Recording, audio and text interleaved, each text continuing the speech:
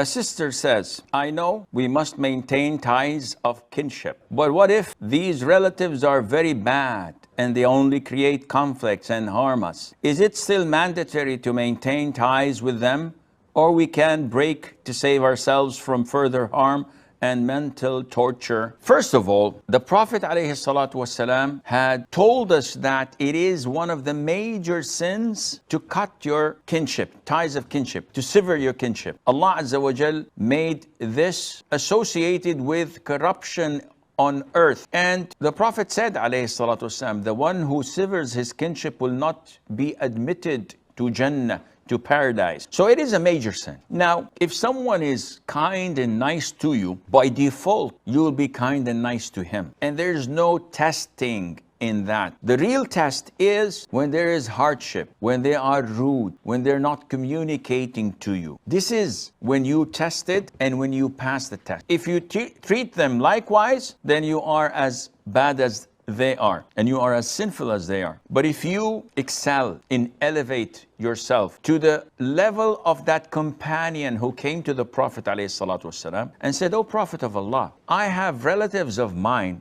my kinship. I'm kind to them and they're evil to me. I connect them and they sever my kinship. I tolerate them and they do bad things. So should I continue to connect my kinship?" The Prophet said ﷺ to him, if you are, as you have truly described yourself to be, you are blowing ashes in their faces with your kindness, and there will remain with you an angel defending you against them. So the Prophet is highlighting that you must not cut or sever your kinship even if they're bad to you. Now, having said that, you don't have to go to both extremes. You don't have to cut them off entirely as if they're not related to you, nor be with them 24/7. You have to maintain the minimal possible amount or level of connectivity. So calling them once every few weeks, once a month, seeing them for a few